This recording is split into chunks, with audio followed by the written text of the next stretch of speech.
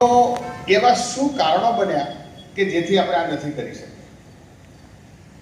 એટલે આપણે open forum રાખવું છે, 1 વાગ્યા સુધીનો સમય છે, આપણે ચર્ચા જ કરવી છે. તો આપને શું લાગે છે કે શું કારણ હોઈ શકે? આપણે અત્યારે પ્રેક્ટિસમાં શરદી થાય તો સીધો પલાદી આપીએ છીએ, અજીર્ણ થાય તો ચિત્રકાદી આપીએ છીએ, આમ પ્રદોષ થાય તો સંજીવની આપીએ છીએ, પથરી થાય તો ચંદ્રપ્રભાને અસ્મરિહર ક્વાથ આપીએ છીએ, પણ એના પરિણામને જોઈ શકતા નથી, પરિણામનો ભરોસો નથી, એટલે આપણે ચિકિત્સામાં નથી. આપ્યા તોય પરિણામ ના મળ્યું તો જ માણસ, કારણ કે લખ્યું છે એટલે ઉપયોગ તો કરવાનો, ઉપયોગ કર્યા પછી પરિણામ ના મળે એટલે એ દુવિધામાં આવે. તો એવું તો શું બન્યું કે આ દુવિધા ઉત્પન્ન થઈ?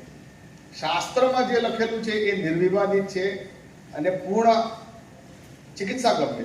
તો એવું શું બન્યું કે જેથી ચંદ્રપ્રભાએ અથવા તો ચિત્રકાદીએ અથવા તો સીતોપલાદીએ પોતાનું કામ ના કર્યું?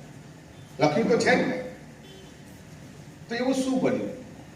આપણે ચિકિત્સાની અંદર આયુર્વેદ ચિકિત્સાના ઔષધોને અંતરિમ ના બનાવી શક્યા. ઇન્ટરેક્ટિવ રહેશે તો મજા આવશે અને વિદ્યાર્થીઓને તો ગપ્પા મારવાની છૂટ હોય. ચિકિત્સક બન્યા પછી ગપ્પા ના મારી શકાય, જેલમાં જવાય. પણ વિદ્યાર્થીઓને એટલે કે છોકરું છે કે ચાલે, એટલે તમારે બહુ બોલવાનું, અને જેટલું ઊંધું બોલશો ને એટલું મારે સીધું કરવું પડશે.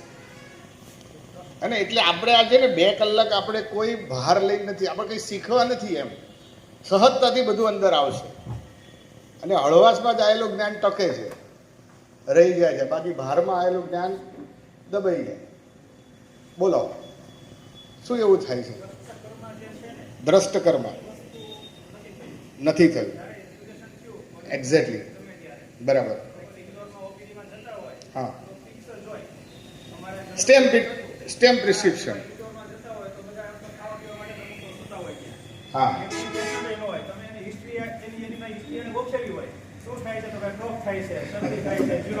બીજી ધાર આપણી તરફ આવે, પહેલી ધાર સામેવાળા તરફ આવે. તમારા જ ઘરમાં તમે આપેલી દવા તમારા ફાધરને 10 દિવસ કામ ના કરે, તમારા ફાધર શું કે, બેટા સારા ડોક્ટરને બતાવશો? તમારા લોકો તમને છોડીને જતા રહેશે, એવો વ્યવસાય છે. અને પરિણામ એક જ એવું છે કે જે અમાપ રીતે તમને ધર્મ કામ મોક્ષ અથવા તો યશ કીર્તિ પૈસો બધો જ અપાવશે. તમે સાહેબ જે વાત કરી પેરાસિટામોલ, હું તમને અત્યારે જે ફેરેન્જાઇટિસ ચાલે છે, બરાબર છે? ફેરેન્જાઇટિસમાં શું થાય છે? તમે શું છે, એક સિમ્પટમ એટલે એક એન્ટી એલર્જીક આપો છો, એક એન્ટીબાયોટિક આપો ને એક ડિકન્જેસ્ટન્ટ આપો. શું કામ આપો છો? એક એન્ટીબાયોટિક શું કામ કરે ફેરેન્જાઇટિસ?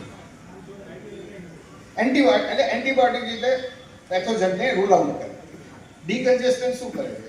કન્જેશનને દૂર કરે છે. અને જે એન્ટી એલર્જીક શું છે? સિમ્પટોમેટિક.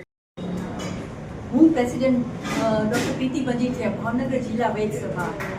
અમારા ભાવનગર જિલ્લા વૈદ્ય સભાએ આજે એક સરસ સેમિનારનું આયોજન કર્યું છે. એમાં અમદાવાદથી વૈદ્ય શ્રી નીતિનભાઈ વાજા આવ્યા છે. અત્યારે આયુર્વેદનું બહોળો પ્રચાર અને પ્રસાર થાય અને ડે ટુ ડે પ્રેક્ટિસમાં એનો સૌ લાભ લઈ શકે, એના માટે અમારા જિલ્લા વૈદ્ય સભા અને બીજા મેમ્બર્સ બધા ઉપસ્થિત રહ્યા છે. બહોળી સંખ્યામાં અત્યારે એનો લાભ લઈ રહ્યા છે.